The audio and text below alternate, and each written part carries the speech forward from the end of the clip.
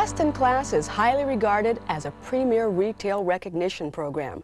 For that reason, we sometimes focus more on the awards the dealer receives on being certified than we do on what Best in Class can do for the dealer.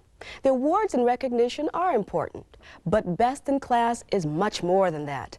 Basically and primarily, it's a performance improvement system, and a good one.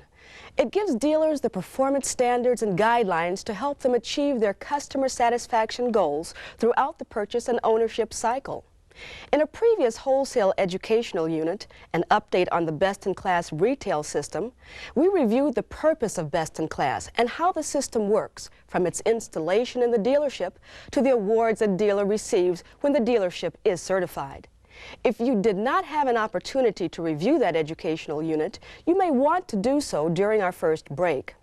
In this second unit on Best in Class, we'll concentrate on just one specific and critical area: how to provide guidance and counsel to the dealer and managers to help them improve their performance. And this includes dealerships not yet participating in the Best in Class system. Best in Class is totally sponsored and funded by Buick with no dealer money invested. You can use Best in Class information to help any Buick dealer, whether or not they're actually enrolled in the Best in Class system. So if you have other dealerships where you'd like some way to help the dealer improve performance in specific areas, you may very well find the answer in the Best in Class materials. Also remember the two-part strategy we have for working with Best in Class.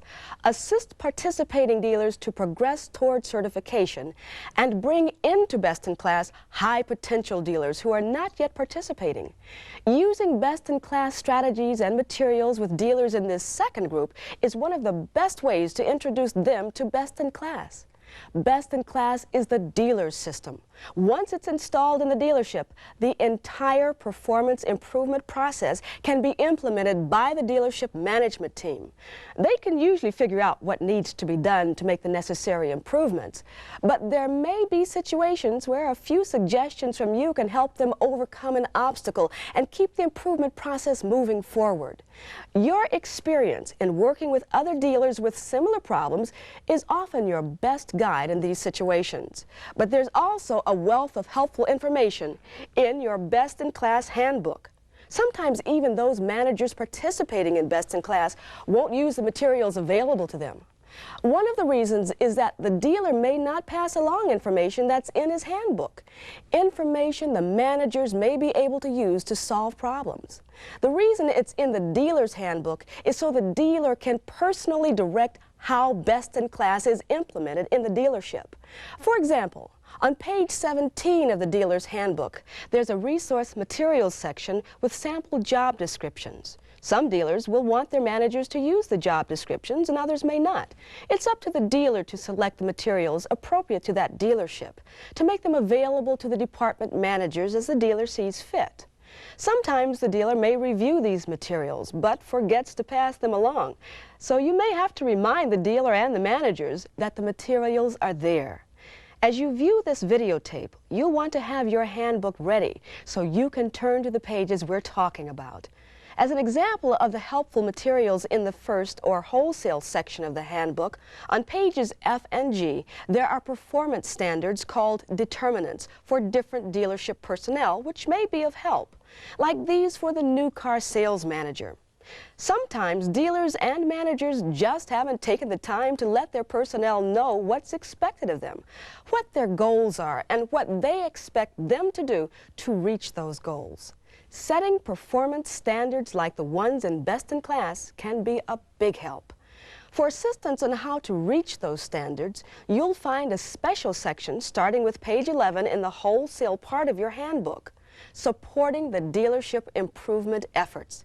Here you'll find sources of helpful information for indicators such as percent return on sales, CSI, NVID, warranty, and comebacks.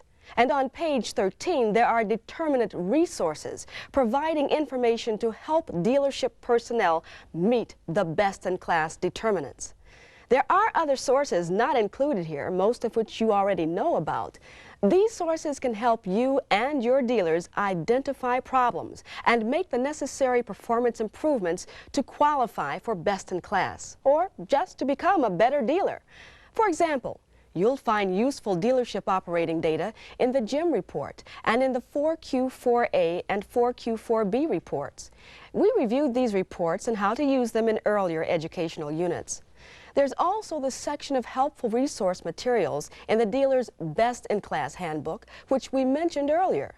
We'll see some examples of how these resource materials can be used to help solve dealer problems in later segments of this videotape. These simulated situations will involve dealers now participating in Best-in-Class, as well as non-participating dealers who may later become good candidates for Best-in-Class. But before we visit these dealers, take a few minutes to glance through your Best-in-Class Handbook. Look at the tabs and the chapter headings to refresh your memory regarding what you have to work with.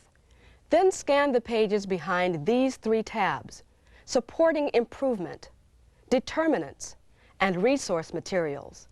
Those sections are where you're likely to get the most help, as you'll see when we return.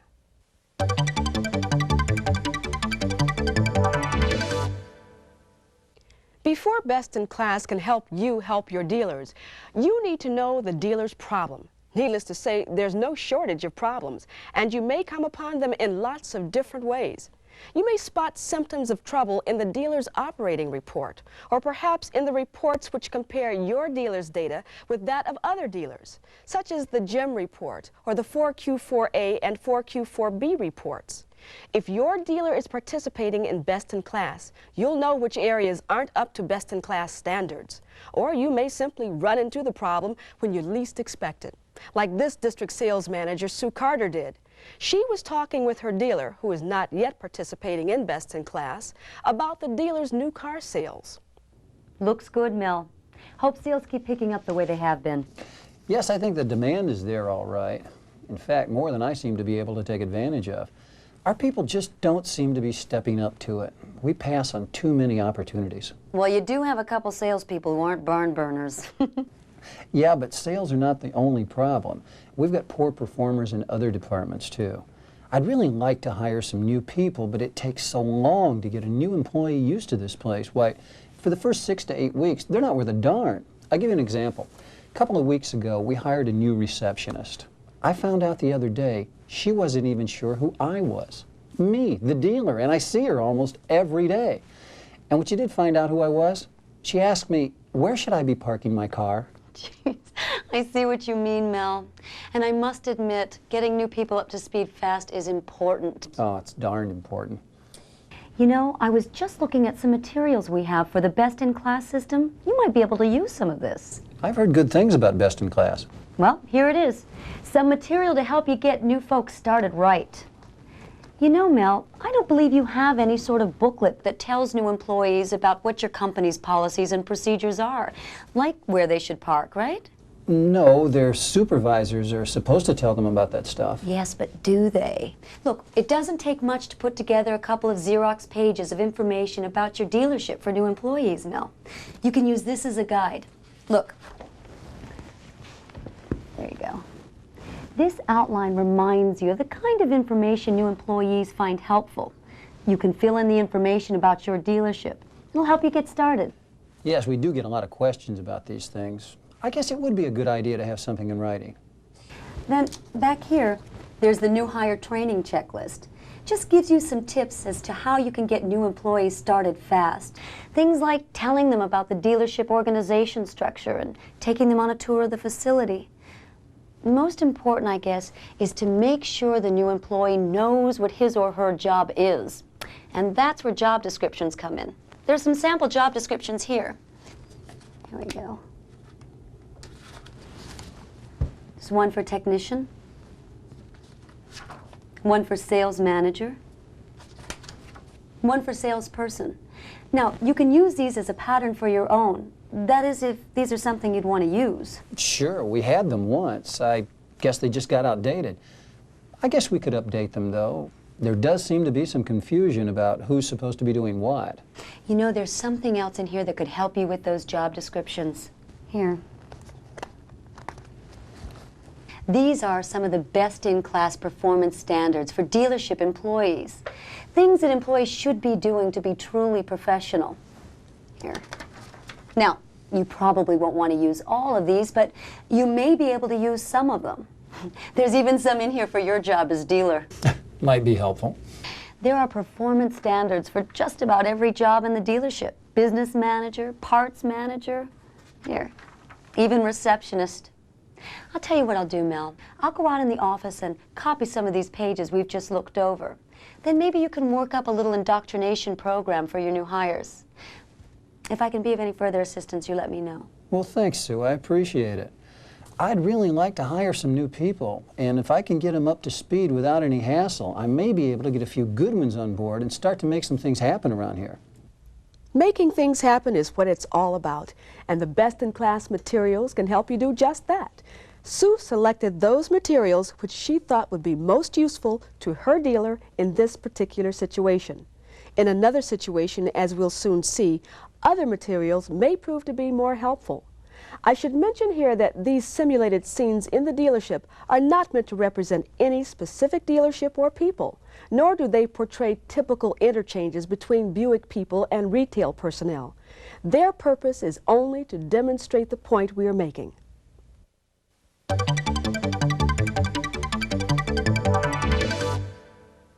Sometimes the problem is clear enough, but the cause of the problem isn't so obvious.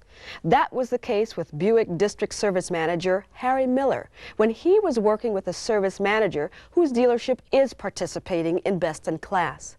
The dealership had too many comebacks, way above the zone average. The comeback problem showed up on the CSI reports, and the complaint letters were still coming in. But what he wanted the dealership service manager, Ben Harper, to do was find the cause and fix it.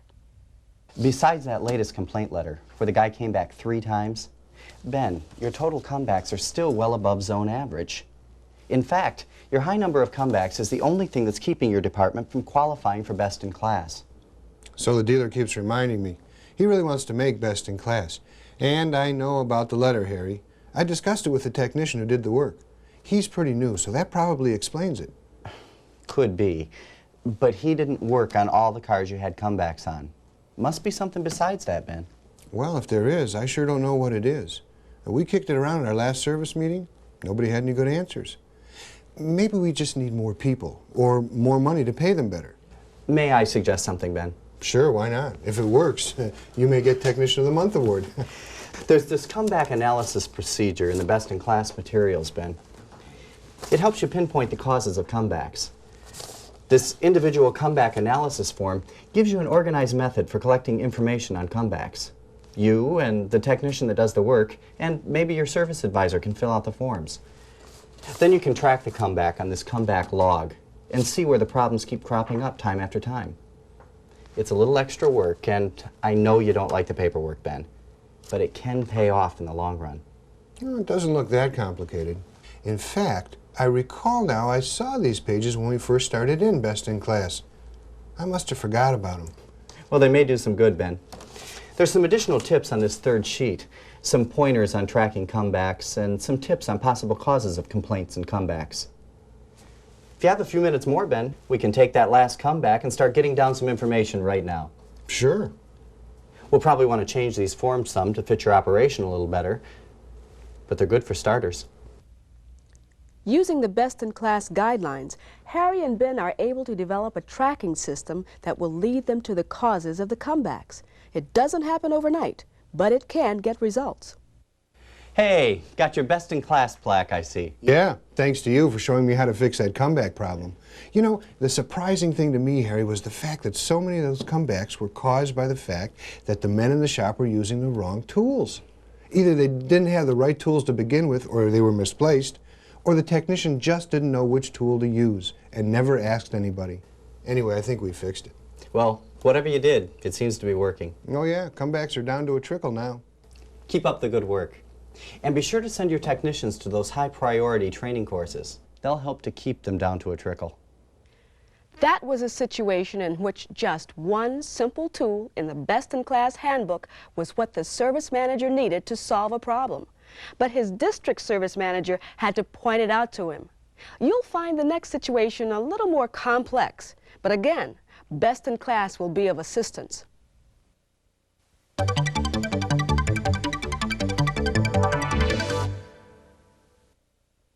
Now let's look at a situation involving another dealership that's participating in Best in Class, where the district sales manager, Sue Carter, knows what the problem is going in and has some ideas about what might be done to fix it. She gathered some material she had on hand, and she asked the dealer if it's okay to give some pages from the dealer's Best in Class handbook to the sales manager to help solve the problem. Sue Carter is concerned about the fact that the dealership's car sales are falling off. She's talking it over with the new car sales manager, Carl Brandon. Well, so I guess across the board we're losing a few sales here and there. Maybe next month will look better than the last 3 have. But the other dealerships in the area are showing an increase every month. There must be some sales out there you're not getting, Carl. Your advertising looks good. Are your salespeople doing any prospecting? You know how it is, Sue. Some do and some don't. They don't all get fired up at the same time. Their enthusiasm changes with the weather. Well, maybe you can get them fired up at your next sales meeting. When will that be? Well, let's see. The last one was 3 weeks ago, so it'll be just 10 days from today. 3 weeks ago? That must have been the one I sat in on when Mr. Willoughby spoke with your salespeople about the special allowances. That was your last meeting? Well, it's not as bad as it sounds. Sure, that was our last meeting, but I work better with the salespeople one-on-one. Well, Mr. Willoughby keeps telling me I should have more meetings, but I like it better this way, one-on-one. Well, you really need both, don't you, Carl? Sales meetings are a great way to keep your salespeople both informed and motivated. Keep them all going in the same direction as a team, which should lead to improved sales. Yeah, sure, but, well, just between you and me, Sue, I hate to hold sales meetings. They take up too much time. We don't need them. Well, I wouldn't disagree with you, Carl, if you were getting sales results without them.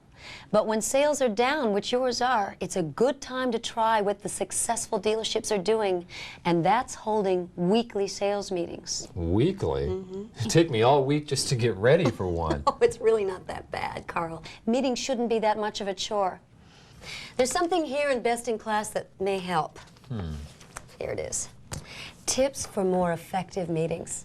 Just gives you some helpful guidelines on organizing the meeting, opening the meeting, speaking effectively, holding group sessions, and ending the meeting. Well, I don't know. Organization and preparation are the key to successful meetings, Carl. If you follow these tips, I'm sure you'll be more comfortable holding your own meetings. There's something else here I brought along, some guidelines on planning and presenting better, more productive meetings. You mind if I review them with you? Sure, be my guest. Well, some of it's pretty basic, but it works. To start with, select a good time. Pick a day and an hour that doesn't interfere with sales activities. And then plan to schedule future meetings at around the same time so that people will know when to expect them. Then you'll want to notify your people in advance as to where and when the meetings will take place. Generally, a written memo is usually the best way to avoid no-shows. And then make sure you have the meeting when you say you're going to have it and start on time to encourage people to be on time. Then, to start the meeting, you want to get the full attention of the group.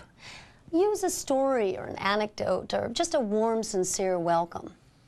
Then state the purpose of the meeting briefly and clearly. For example, your NVID scores are slipping as badly as your sales are, Carl. That's a real problem we need to address.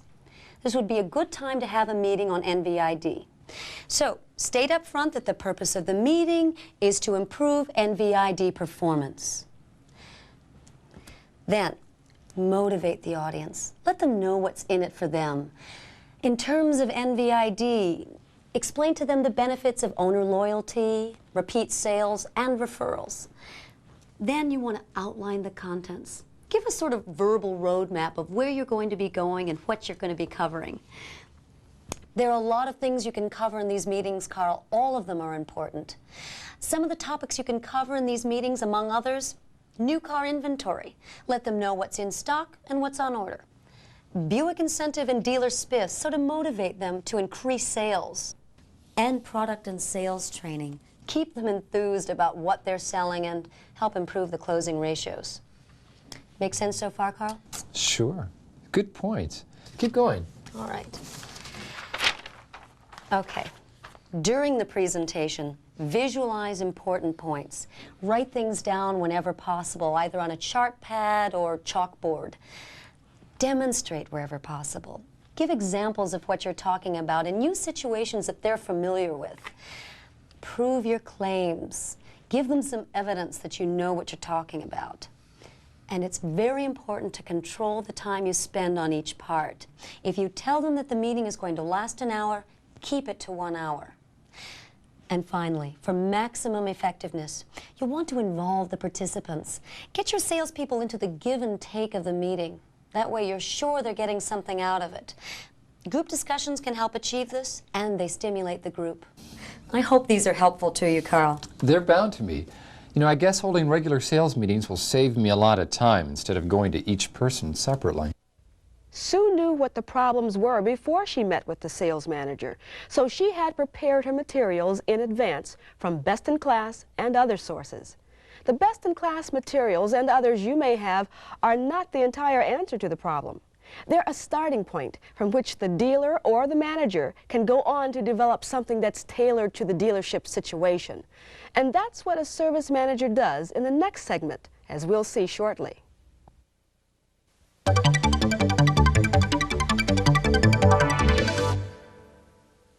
Sometimes you'll be able to come to the rescue of a dealership that's not in the best-in-class system with a set of determinants that will help improve performance. Getting the chance to demonstrate how these can help the dealer may enable you to lay the groundwork for introducing the best-in-class system into the dealership. That's what happened when District Service Manager Harry Miller happened upon a small problem in dealer Elmer Grant's shop. For crying out loud, no wonder you couldn't figure out that warranty problem, Harry. I read this doggone repair order and only about half the information we need is here. And they're all like that. At least most of them are. Yeah, your service crew has the same problem. Not enough information to work with. Some of them are getting pretty upset about it. That's my new service advisor. You know, none of them back there like him. He looked good when we hired him. I hate to go through that hiring routine again. I don't think he's keeping up with his technical bulletins either, Elmer. Notice this one? There was a bulletin on that just a couple of weeks before that RO was written. Yes, there sure was. He seems like such a nice young fellow to talk to. He's good with people, and the customers appear to accept him well enough. Have you talked to him about it? No. There's so many little things, I don't know where to start. But I guess it's up to me to do it. I hired him. One way to go about it might be to go over a list of things that you expect him to do, and then show him which ones he's falling short on. In fact, you might be able to use the Service Advisor guidelines in the Best in Class system. Are you familiar with Best in Class, Elmer? Nope. I've heard of it, but I don't know much about it. Well, it's a management system that's based on performance standards for just about every employee in the dealership. I'll fill you in on it a little later. Right now, let's just look at the performance standards. They're called determinants for the Best in Class Service Advisor. Now, this is what every service advisor has to do to become best in class. Notice number 843? Writes up repair orders in a legible, accurate, and complete manner. Hits the nail on the head, all right. And this one, number 846, keeps near at hand complete and updated essential information, such as shop manuals, technical bulletins, sales brochures, etc. What are all these others? Well, they're all things that any professional service advisor should be doing to make sure that the job is done right the first time and that the customer is happy. And notice this one, number 850. Checks every customer's car for campaign status and schedules for completion where necessary. He's been missing a few of these too, Elmer. These others are just good business practice that any professional service advisor should be following. You could go over the list with your new man and then concentrate on the most critical ones first, like writing up complete repair orders. I think you'll be making your technicians and your parts counter people very happy when you do. This looks pretty good. A lot of things we should have told him to do but didn't get to it. Say, is there any reason why I can't give him this list after he and I talk about it? Not at all, Elmer. It's yours. When your service advisor follows these guidelines, the job is done right the first time. You reduce comebacks, and you increase customer satisfaction. That all adds up to more service business. Happier customers, more business. It's a win-win situation, Elmer. Yeah, I can see where it would be. These best-in-class standards make good business sense. Yes, and there's a set of determinants like that for just about every job in the dealership. I'll give you more details on Best in Class after we see how it helps your service advisor. You might also want to take your service advisor around and introduce him to all those people that have to read his repair orders. He may try harder when he sees how important it is to have them complete and readable. Yeah, might just help at that. Now, let's see if we can figure out some of these other warranty claims. Can we look at the easy ones first, if there are any? In each of the situations we've just seen, the best-in-class materials provide useful guidelines for dealership management to follow. Best in Class is a total dealership management system based on a set of standards for retail personnel to follow to achieve professional excellence. It works best when the entire dealership is involved. However, as you've just seen, there are various ways that Best in Class can provide assistance on a limited basis to help fix problem situations. And you can take advantage of this helpful information, whether you are in a direct contact zone or in the Dealer Assistance Center. Fixing the problem still takes some effort, but most people are willing to make that effort if they have a track to follow and a good reason to believe they'll get results. You can assure them that the best-in-class system can deliver those results.